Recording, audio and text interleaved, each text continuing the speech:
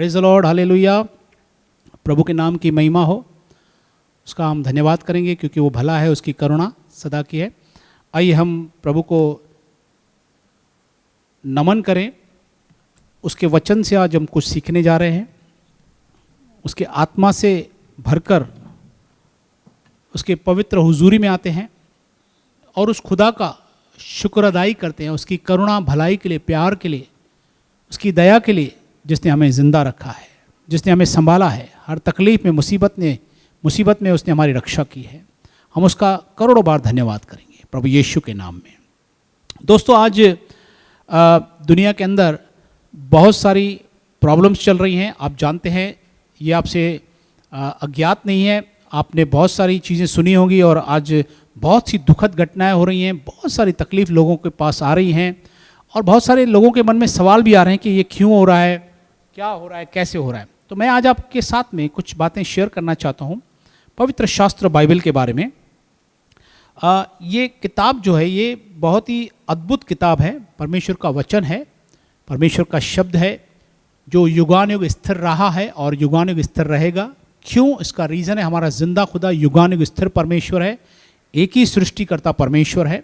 हम उसकी महिमा करेंगे। दोस्तों, इस किताब के बारे में आज मैं आपको 3 बातें बताने जा रहा हूँ। आप चाहें तो नोट कर सकते हैं, लिख सकते हैं। ये मेरे लिए आज बहुत बड़ी मज़े की और आशीषित बात हुई। कल भी मैंने अपने भाई बहनों से कुछ बातें शेयर की थी। ये जो पुस्तक है, ये पवित्र शास्त्र जो है, ये जवाबों की किताब है। इसके अंदर सारे जवाब हैं। आज आपके जीवन का कोई भी सवाल क्यों ना हो, आपके मन में कोई भी उठापटक क्यों ना हो, आप क्यों, कोई भी शायद आपके जीवन में कोई पजल आई है, कोई ऐसी समस्या है, उसका समाधान, उसका जवाब इसके अंदर लिखा हुआ है। बशर्ते कि इसको ढूंढने वाला चाहिए। हमारा ज्ञान इतना बड़ा नहीं हुआ कि हम इसको समझ पाएं, इसको सीख पाएं। इसलिए हम रोज सीख रहे हैं, रोज मिलते हैं, कलीसिया में संगति करते हैं और प्रभु की हम महिमा करते हैं। इसमें हमें बढ़ना है। इसको जब हम सीखते हैं, जब हम समझते हैं, तो हम इसमें से बहुत कुछ पाते हैं। तो आज 3 बातें मैं 3 पोर्शन में करके 9 बातें बताऊंगा कि जो किताब है, ये क्या किताब है, कौन सी किताब है, किस चीज़ की किताब है और इसका ऑपरेशन सिस्टम कैसा है, इसको आप ऑपरेट कैसे कर सकते हैं, और तीसरी बात, इसका बेस क्या है। ये तीनों फंडामेंटल चीज़ें जो बहुत ही इंपॉर्टेंट चीज़ें मैं आज आपके साथ शेयर कर रहा हूँ। और मैं भले ही आपको आज रेफरेंस नहीं बताऊंगा एक भी, लेकिन रेफरेंस बोलते जाऊंगा। भले मैं नंबर नहीं बताऊंगा शायद, लेकिन आपको पता चलेगा कि जो मैं बोल रहा हूँ परमेश्वर के वचन से बोल रहा हूँ। सबसे पहले ये किताब जो है ना, जवाब की किताब है। इसके अंदर सब जवाब हैं। भले ही आपको अगर कोई जवाब नहीं मिल रहा है, वो बात अलग है, आप पूछ सकते हैं, किसी से सीख सकते हैं। आप जब बाइबल पढ़ते हैं तो आपके मन में बहुत सारे सवाल पैदा होते हैं और उन सवालों का जवाब, क्योंकि सवाल भी इसी में क्रिएट किए गए हैं, उन सवालों से हमारे जीवन के ताल्लुक बहुत बड़े गहरे हैं। हमारे अंदर बहुत सारी चीज़ें हैं जो कई बार सोचती है, क्योंकि हमारा ब्रेन जो है ना, उसकी मैन्युफैक्चरिंग डेट भी है, जो हमारा जन्मदिन होता है, यहाँ पेट में जब दिमाग बनना शुरू हो गया, और इसकी एक्सपायरी डेट भी है दिमाग की। इसलिए दिमाग हमारा कहीं ना कहीं पीछे पीछे जाते कहीं स्टॉप हो जाता है। फिर हमारे पास्ट के बारे में सवाल पूछता है, दुनिया कब बनी, क्या हुआ, कैसे हुआ, ये क्या हुआ, वो क्यों हुआ। और आगे भी आगे बढ़ते, जब हम दूरांदेशी भी सोचते हैं, आगे चलते चलते चाहे कितना भी एक्सपर्ट क्यों ना हो, कहीं एक जगह पे जाके दिमाग रुक जाता है और फिर वो सवाल पैदा करता है कि इसके बाद क्या, इसके बाद क्या होगा। तो इसलिए हम कंफ्यूज हो जाते हैं। लेकिन मैं आपको बताना चाहता हूं, परमेश्वर का वचन कभी भी कंफ्यूज नहीं है। उसके अंदर सब कुछ लिखा हुआ है, पहले क्या था, बाद में क्या है और होगा क्या, ये सारी चीजें बाइबल के अंदर लिखी हुई हैं। ये एक जवाब की किताब है। आपको जवाब ढूंढना है, हम भी ढूंढते हैं, कोशिश करते हैं, नहीं मिलता तो सीखते हैं, पूछते हैं। और मैं आपको बताना चाहता हूं, ये किताब जो है आज सीखनी समझनी इसलिए जरूरी है क्योंकि आज की तारीख में बहुत सारी टीचिंग्स, बहुत सारी बातें इस दुनिया में चल रही हैं। हर एक व्यक्ति अलग अलग तरीके से, अपने तरीके से बाइबल को रख रहा है, बहुत सारे वचनों को रख रहा है, जैसे उसको कंफर्ट लग रहा है, जैसे उसको अगुवाई हो रही है, जैसे उसने सीखा हुआ है, जैसे उसको रेवलेशन मिल रहा है, जैसे उसको अंडरस्टैंडिंग है, जैसे उसके आसपास का माहौल है, जैसे उसका डॉक्ट्रिन है, उस तरह से वो बढ़ रहा है।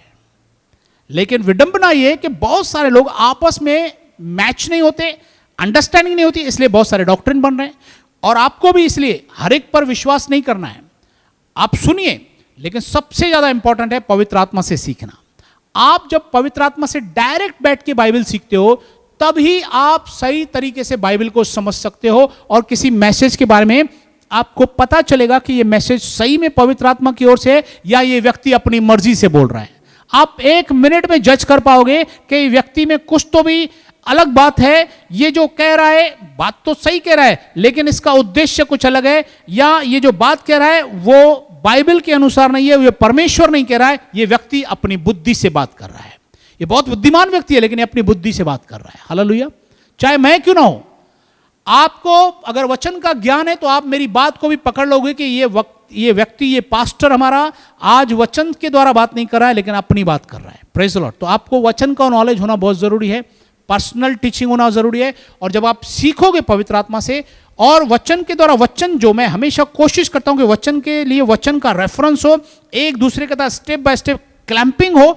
जब ये क्लैंप हो जाते हैं ना तो वचन मजबूत हो जाता है, वो कड़ी मजबूत हो जाती है, फिर आपके अंदर वो किट फिट हो जाती है। जब किट फिट हो जाएगी ना, जैसे सीएनजी किट होती है तो डीजल नहीं चलता ना, जब डीजल आएगी तो खड़ खड़ खड़ खड़ खड़ गाड़ी बंद हो जाएगी। वैसे ही जब इसकी सीएनजी आपके दिमाग में फिट हो जाती है, और मैं प्रभु का धन्यवाद करता हूं उसके अनुग्रह से हमारी कलीसिया में ये सीएनजी फिट किया जाता है।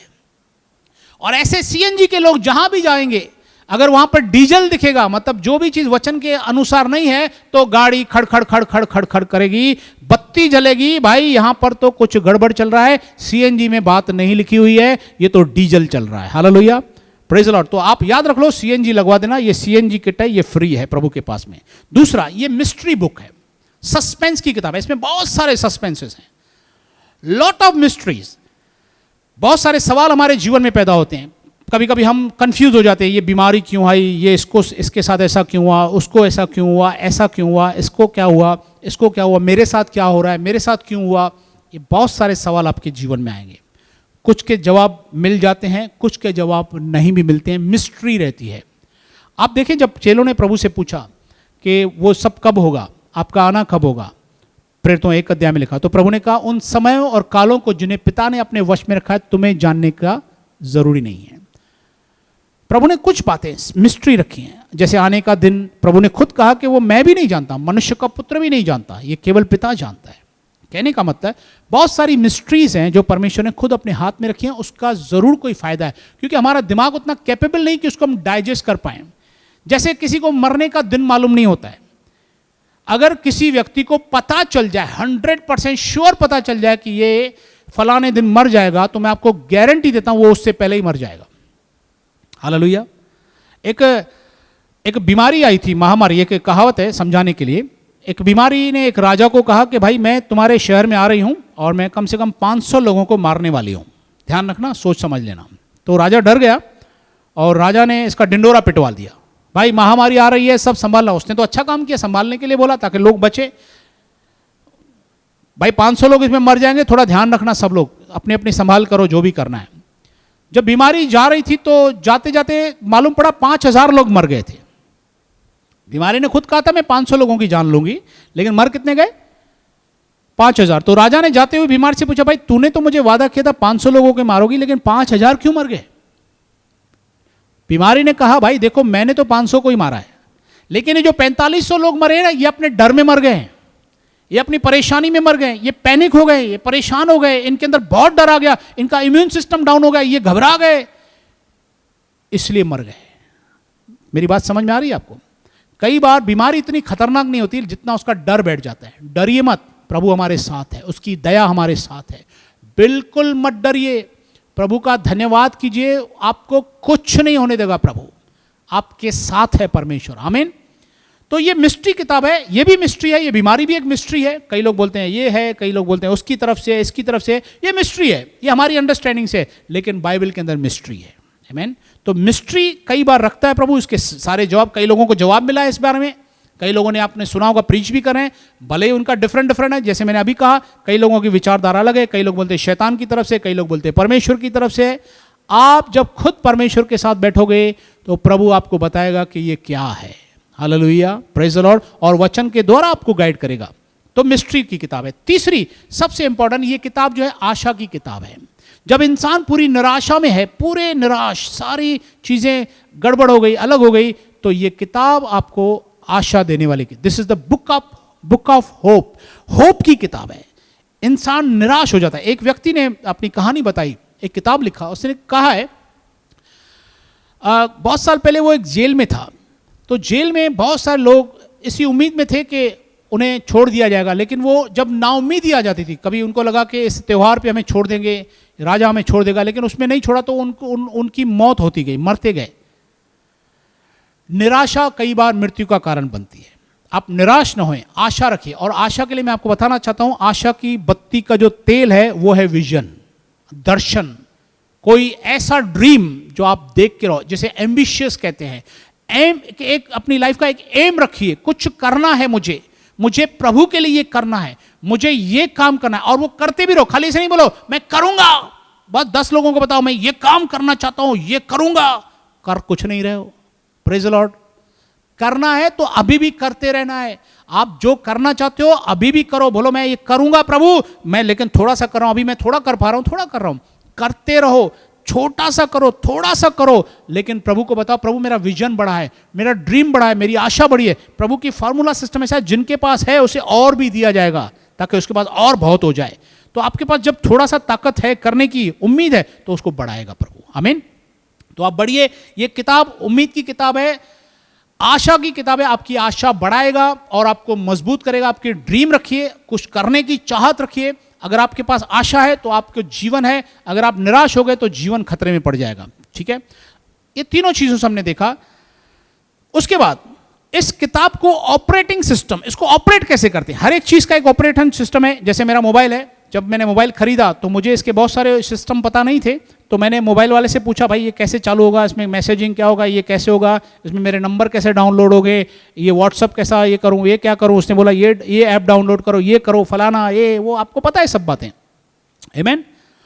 ऑपरेटिंग सिस्टम, एंड्रॉयड सिस्टम है, ऐसे बहुत सारे सिस्टम्स हैं जिससे चीजें ऑपरेट होती हैं। इसके अंदर भी बहुत सारे सिस्टम है जो मुझे नहीं मालूम है कि व्हाट्सअप कैसे हो रहा है, मैं कैसे टाइप कर रहा हूं वहां पहुंच रहा है। ये सिस्टम फिर उनको मालूम है, मोबाइल बड़ी बड़ी नेट कंपनियों को मालूम है।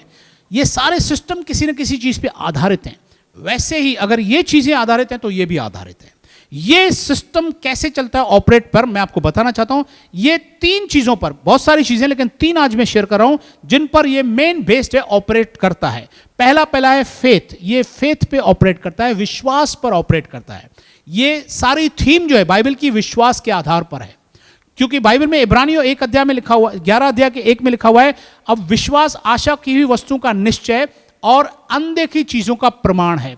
बाइबल जो है विश्वास पर आधारित है। और उसका 11:6 में लिखा हुआ है कि परमेश्वर के पास आने वाले को विश्वास करना चाहिए कि वह है और अपने खोजने वालों को प्रतिफल देता है। तो हमें पूरा विश्वास करना चाहिए। बाइबल पूरी थीम जो है विश्वास के ऊपर आधारित है। हमें विश्वास में बढ़ना चाहिए, लेकिन विश्वास ऐसे नहीं आएगा। जैसे मैंने आपको बताया कि मोबाइल की ऑपरेटिंग सिस्टम मुझे सीखना पड़ेगा, वैसे ही आपको बाइबल का ऑपरेटिंग सिस्टम भी सीखना पड़ेगा। वो तीनों चीजें मैंने बताई, बुक ऑफ आंसर है, बुक ऑफ मिस्ट्री है, बुक ऑफ होप है। वैसे ये 3 चीजें हैं, फेथ, फॉरगिवनेस और फॉर्मूला। ये 3 चीजों पर ये आधारित है। इसकी फॉर्मूलाएं हैं बहुत सारी बाइबल की। अगर आप फॉर्मूलाएं लगाओगे तो बाइबल बराबर खुलते जाएगा, आपके सामने रहस्य खोलते जाएगा। और अगर आप फॉरगिवनेस, अगर आप माफी मांगना जानते हैं, किसी को माफ करना चाहते हैं, जानते हैं, तो आपके लिए बहुत सारी ब्लेसिंग के रास्ते खुलेंगे। अगर आप पकड़ के बैठोगे नहीं मैं इसको माफ नहीं कर सकता, कभी नहीं भूलूंगा, तो आप अटके हुए हो, आप आगे नहीं बढ़ोगे, क्योंकि फॉर्मूला है बाइबल का। और तीसरा फेथ, ये फेथ के ऊपर पूरा आधारित है। तो तीनों चीजें आपको सीखनी जरूरत है। कैसे सीखोगे? रोमियो 10:17 में लिखा हुआ है, विश्वास सुनने से, सुनना मसीह के वचन से होता है। तो अगर आप मसीह के वचन से सीखते हो, प्रेरितों से शिक्षा पाते रहोगे, प्रभु भोज में रहोगे, संगति में रहोगे, प्रार्थना में लवलीन रहोगे, तो आप प्रभु के वचनों को सीखोगे और फेथ आपका बढ़ेगा। फिर आपके फेथ को चट्टान पर जब आप वचन पे रखोगे, वचन सीखते रहोगे, तो आपको कोई हिला नहीं सकता है। तो फेथ पर रहना बहुत जरूरी है, फेथ सीखना बहुत जरूरी है, परमेश्वर का वचन सीखना जरूरी है, फेथ बढ़ते जाएगा। फॉरगिवनेस, फॉरगिवनेस के लिए मैसेजेस हैं बाइबल के अंदर। प्रभु ने कहा 7 के 70 गुना। एक बार पतरस गुस्से में आया, प्रभु मेरा भाई 7 बार मेरे को बहुत परेशान कर रहा है, 7 बार बोल के 8वीं बार दे दूंगा उसको एक फाइट। प्रभु ने बोला 7 के 70 गुना तो उसे माफ कर देना। हालेलुया। फॉरगिवनेस सीखनी पड़ेगी, प्रैक्टिस में लानी पड़ेगी, आपके मन को पत्थर रखना पड़ेगा, मन को समझाना पड़ेगा, भाई प्रभु कहता है माफ कर दे, माफ कर दे, प्रभु कहता है माफी मांग ले, माफी मांग ले, लफड़ा खत्म कर। आप प्रभु की जब सुनोगे तो प्रभु आपको ऊंचा करेगा। आमीन। तीसरी बात, फॉरगिवनेस फॉर्मूला। बाइबल के अंदर बहुत सारी फॉर्मूलाएं हैं।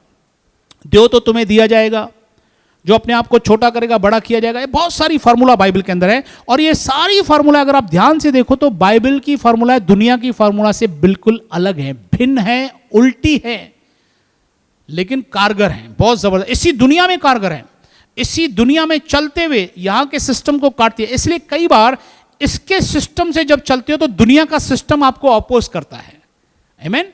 आप जब बाइबल के आधार, इसलिए तो दुनिया में जब हम मसीह को पकड़ते हैं, जब मसीह को सुनने लगते हैं, मसीह पर विश्वास करते हैं, तो दुनिया के जो लोग हैं और जो दुनिया का व्यक्ति ज्यादा सिस्टम में होगा वो आपके ज्यादा खिलाफत करेगा, जो ज्यादा दुनियादारी में घुसा होगा वो आपकी ज्यादा पीछे पड़ेगा आपके, आप ये क्या कर रहे हो, उसको कोई कंसर्न भी नहीं, लेकिन फिर भी वचन के कारण, मसीह के कारण आपका दुश्मन बन जाएगा। नहीं तो उससे कोई कंसर्न नहीं आपका, लेकिन आपकी खिलाफत क्यों कर रहा है? क्योंकि वो दुनिया के सिस्टम से चल रहा है और आप वचन के सिस्टम से चल रहे हो जो दुनिया और पूरे सिस्टम से अलग है, उल्टा है। तो आपको उल्टा ही सिस्टम चलना पड़ेगा, इसकी फॉर्मूला सीखनी पड़ेगी। इसको सीखिए और प्रभु की ताकत से बोलिए और उसको अमल में लाइए, प्रभु आपको साथ देगा। जब आप प्रभु की फॉर्मूला में चल रहे हो ना, आपको प्रभु नीचे नहीं होने देगा। ये फॉर्मूला आपको बचाए रखेगी, ये फार्मूला आपको संभालेगी, चाहे लाखों दुश्मन बन जाएंगे दुनिया के अंदर, लेकिन प्रभु आपको कभी नीचे नहीं। कोई हथियार तेरी हानि के लिए बना हुआ सफल नहीं होगा। बाइबल हमें आज्ञा देती है हथियार सफल नहीं होगा, याद रखना। मैं ऐसी गवाहियां जानता हूं, गोलियां सामने चलाई लेकिन गोली नहीं चली लोगों के ऊपर।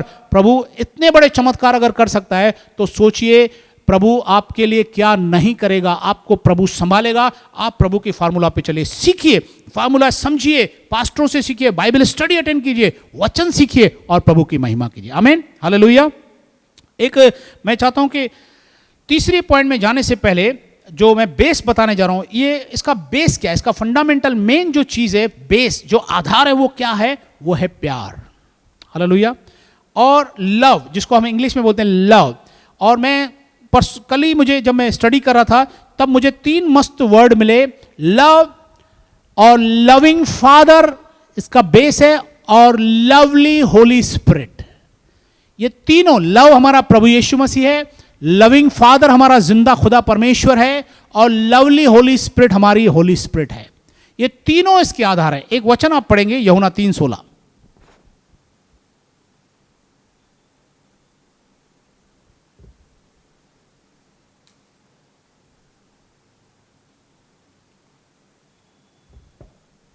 जी, यूहन्ना 3:16 में लिखा हुआ है, परमेश्वर ने संसार से ऐसा प्रेम किया कि उसने अपना इकलौता पुत्र दे दिया।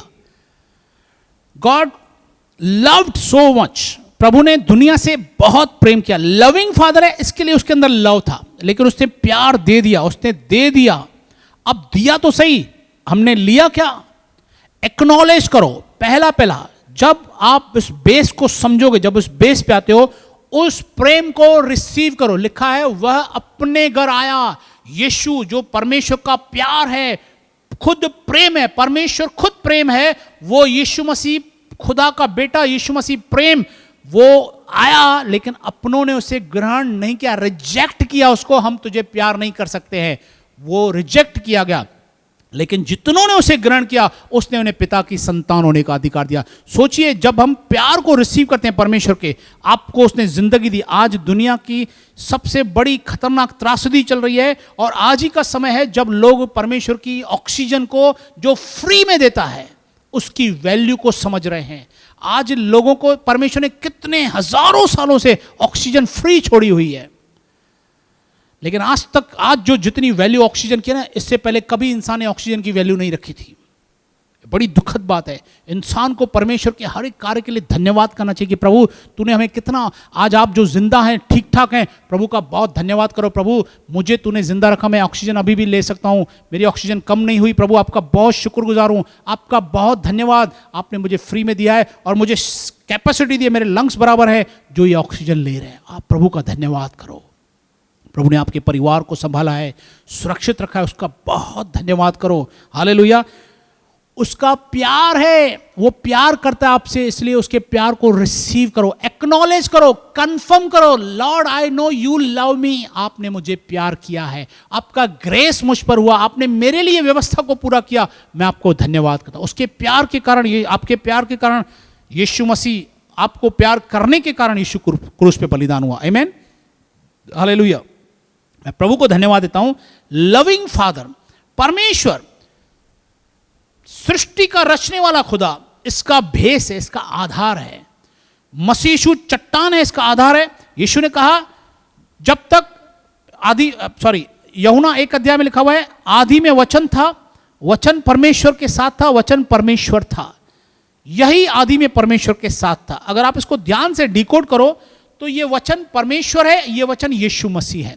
1:14 में लिखा हुआ है, वचन देहधारी हुआ और हमने उसकी ऐसी महिमा देखी जैसे पिता के इकलौते पुत्र की। मतलब ये कि वचन के अंदर ये डिकोड सिस्टम है, ये खुदा भी है, ये बेटा भी है। ये आपको पता चल जाएगा कि कब खुदावंत का काम करता है, कभी बेटे का काम करता है। हालेलुया। ये आपको सिखाएगा और ये सिखाने वाला है लवली होली स्पिरिट। ये तीनों का कॉम्पैक्ट सिस्टम बना के बाइबल बनी है।